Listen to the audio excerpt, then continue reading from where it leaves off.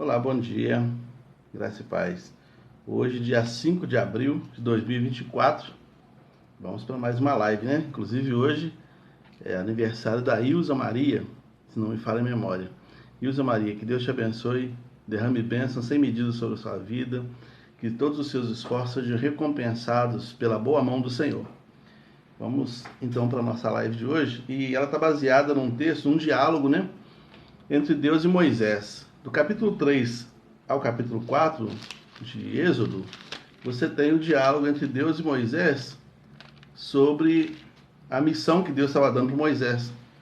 Deus estava chamando Moisés para tirar o povo de dentro do Egito, para retirar as pessoas, o povo hebreu, né, que estava preso dentro do Egito como escravo. Moisés tinha que tirar o povo de lá.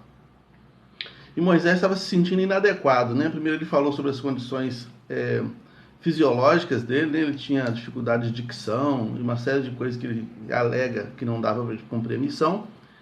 E depois também ele fala sobre a questão de recursos, né? Ele falou como que o faraó, que é o rei do Egito, da nação mais importante do mundo, vai acreditar num simples pastor de ovelhas, né? Que era o caso dele. Ele não falou isso, mas na prática era isso que ele estava querendo dizer. E aí no capítulo 4, versículo 2, Deus fala com ele, faz uma pergunta para ele que é a base da nossa reflexão aqui hoje. Deus fala com ele assim: e o Senhor disse a Moisés, né? O que é isso na tua mão? E ele disse: uma vara. Então Moisés tinha um cajado, uma vara, um pedaço de pau na mão. Aquilo ali era o instrumento de trabalho dele. Moisés, a essa altura do campeonato, já tinha 40 anos que ele era pastor de ovelhas. Ele passou os primeiros 40 anos da vida dele sendo preparado para ser o próximo faraó do Egito.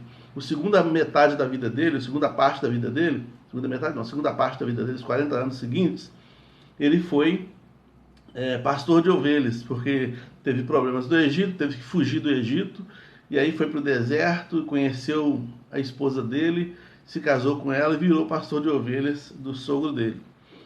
Então, nesse contexto, para que a terceira fase da vida de Moisés acontecesse, que é os outros 40 anos em que ele vai liderar o povo, tirando o povo de dentro da terra do Egito, mas nesse contexto dos 40 anos de preparação, andando pelo deserto, Moisés, então, adquiriu algumas habilidades que ele tinha, e uma delas é a utilização do cajado.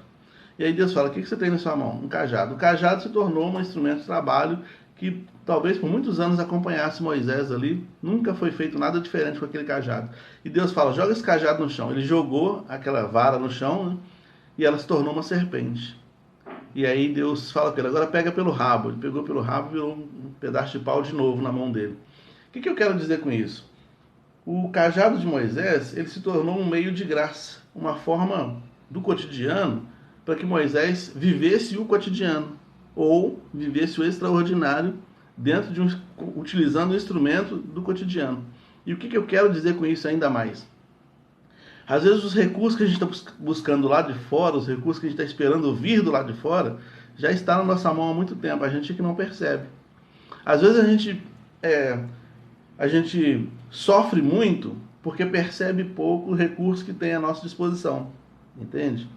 Então, esse era um problema que Moisés estava enfrentando. Aliás, ele não tinha como saber, porque para ele, de fato, era um pedaço de pau. E de fato era um pedaço de pau. Só que Deus falou assim: eu posso, no cotidiano, com coisas simples como esse pedaço de pau, Moisés, tirar 3 milhões de pessoas de dentro do Egito. Você acredita nisso? Então Deus fez sinais ali na presença de Moisés para que ele experimentasse. Até porque, quando uma pessoa é chamada para fazer um trabalho de liderança, principalmente nas coisas espirituais, primeiro acontecem coisas extraordinárias na vida dessa própria pessoa. Porque essa pessoa ela tem que testemunhar de que Deus é capaz mesmo de fazer. Moisés não tinha como convencer o povo que o povo sairia do Egito se ele não tivesse provas irrefutáveis do poder de Deus agindo na vida dele. Então, Deus faz coisas extraordinárias. Deus faz a mão dele ficar leprosa.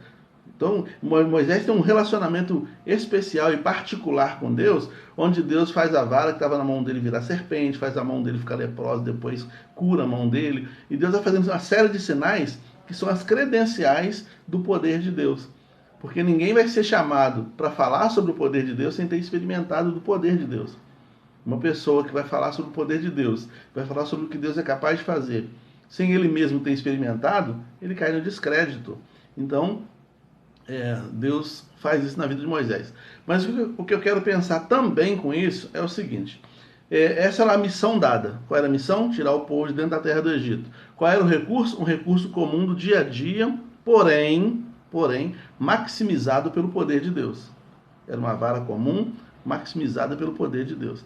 A Bíblia vai falar que uma mulher estava endividada porque o marido dela morreu e ela procura Eliseu, porque o marido dela era certamente um aluno da escola profética de Eliseu. E ela então procura Eliseu, e Eliseu fala: o que você tem em casa? Eu tenho um pouquinho de azeite. E foi com aquele pouquinho de azeite que Deus multiplicou, cuidou daquela família por muitos anos. A mulher vendeu, a mulher virou comerciante da área, e a mulher pôde pagar suas contas, ficou em paz, né? Ela vendeu azeite, então foi comerciante, e ela pagou suas contas, ela salvou a vida dos seus filhos, ela viveu a viuvez dela com tranquilidade, pelo menos naquele momento ali, com uma coisa do cotidiano, uma coisa que estava dentro da casa dela. Talvez está dentro da sua casa, talvez está dentro da sua vida, talvez está dentro dos recursos naturais que você usa todo dia, a solução para a sua vida. Mas a gente está procurando sempre o lado de fora, né? A gente tem sempre a ideia de que tem que idolatrar alguma coisa, porque alguma coisa vai ser o Messias que vai nos salvar, né? Eu não estou falando sobre salvação eterna, estou falando sobre salvação temporal, libertação temporal.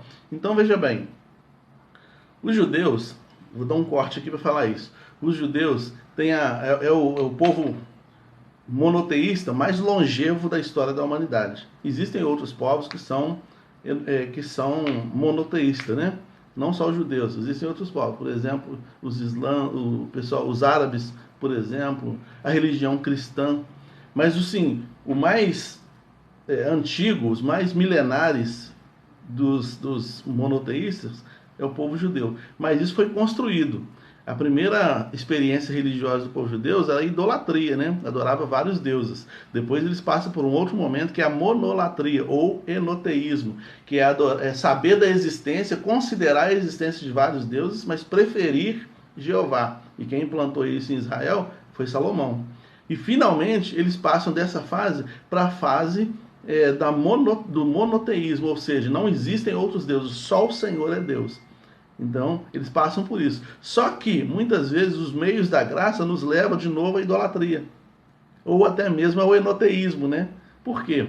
Porque a gente costuma idolatrar o instrumento que está sendo usado, e não o Deus que usa o instrumento. Essa vara do Moisés que ele usou para tirar o povo do Egito, atravessar o Mar Vermelho, tirar a água da rocha, e com ela ele orava e Deus abria a porta dos céus, fazia cair pão sobre o povo. Essa vara na mão de Moisés corria o risco de se tornar um ídolo, e é por isso que Deus desapareceu com ela.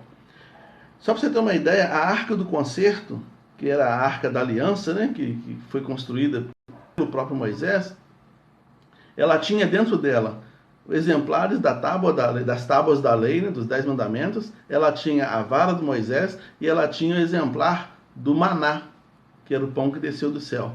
O povo idolatrava essa arca. Aí o que Deus fez? Desapareceu com a arca. Não se sabe onde ela foi parar. Ela sumiu.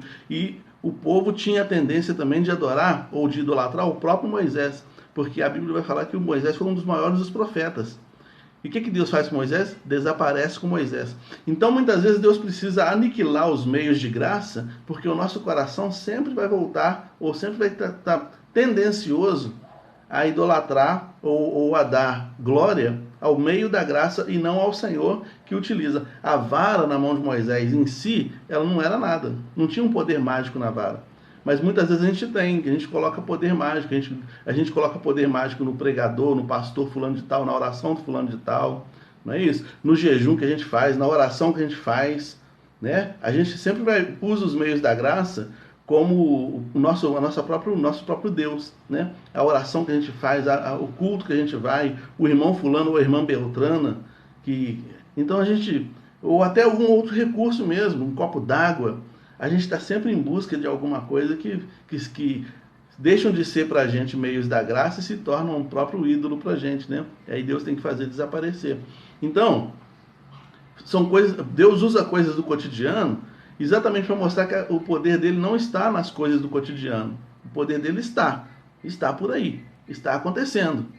Mas ele usa a coisa comum exatamente para a gente não idolatrar essas coisas comuns. O que tem na sua mão? Uma vara. É só uma vara, tá, Moisés? É só uma vara, nada mais do que isso. O Moisés não idolatrava aquela vara, mas o povo com certeza faria isso. Até porque quando o povo teve problema com serpentes do deserto, e Moisés fez uma serpente de bronze e levantou essa serpente para que ela servisse de referência para a cura do povo, e Deus é que ia curar o povo, o que o povo fez? Idolatrou a serpente. Então, a gente tem que tomar cuidado para a gente não voltar aos primórdios da idolatria, né? A oração que o irmão fulano faz é uma benção, mas é só uma oração, né? Quando a Bíblia fala que tem pessoas que falam, né? Que tem o fulano de tal tem uma oração poderosa. Aí a gente idolatra, tem gente que viaja. Eu já vi gente viajando para ir na igreja do fulano de tal, porque na igreja do fulano de tal a oração é forte, né? Então a gente acaba idolatrando os meios de graça, né? Então o que você tem na mão? O que você tem na mão? Aliás, o que a gente tem de mais precioso, mais importante, mais poderoso a nosso favor hoje, como meio de graça, para nos fazer experimentar das bênçãos de Deus, é o Espírito Santo. E muitas vezes a gente passa aperto na vida porque a gente não percebe a profundidade disso, que o Espírito Santo é o próprio Deus habitando em nós, ou a gente passa aperto na vida porque a gente percebe demais e idolatra. Então a gente tem que ter o meio termo, né? A gente tem que ter o meio termo, até mesmo para lidar com a presença do Espírito Santo em nós. Porque às vezes a pessoa cheia do Espírito Santo, e Deus usa a vida dela para tanta coisa, ela começa a idolatrar essa ideia ela fica famosa, né? E começa a idolatrar essa ideia. Eu não sei se eu estou sendo claro, mas o que você tem na mão? O que eu tenho na mão? Quais são os meios de graça que Deus tem usado e pode usar? Talvez você é uma pessoa que fala bem, talvez uma pessoa que ora bem, talvez uma pessoa que tem um bom discernimento espiritual, talvez seja uma pessoa que consegue evangelizar bem, talvez uma pessoa que consegue lidar bem com crianças, consegue liderar, consegue presidir, né? Quais são os recursos que Deus colocou na sua mão? É com ele que Deus vai fazer milagres na sua vida e através da sua vida. Mas não pode ser um fim em si mesmo. É só meio de graça, meios, caminhos pelos quais a graça passa através da nossa vida e alcança corações. Então, busque os recursos que Deus colocou na sua vida e, sobretudo, o Espírito Santo, que ele vai fazer diferença na sua história. Deus nos abençoe. Vamos orar. Obrigado, Senhor, pela tua palavra, porque o Senhor é bom e as tuas misericórdias duram para sempre. Perdoe os nossos pecados e aplique essa palavra aos nossos corações em nome de Jesus. Amém. Deus abençoe Zé Antônio, Flávia, Ana e todos os demais aí.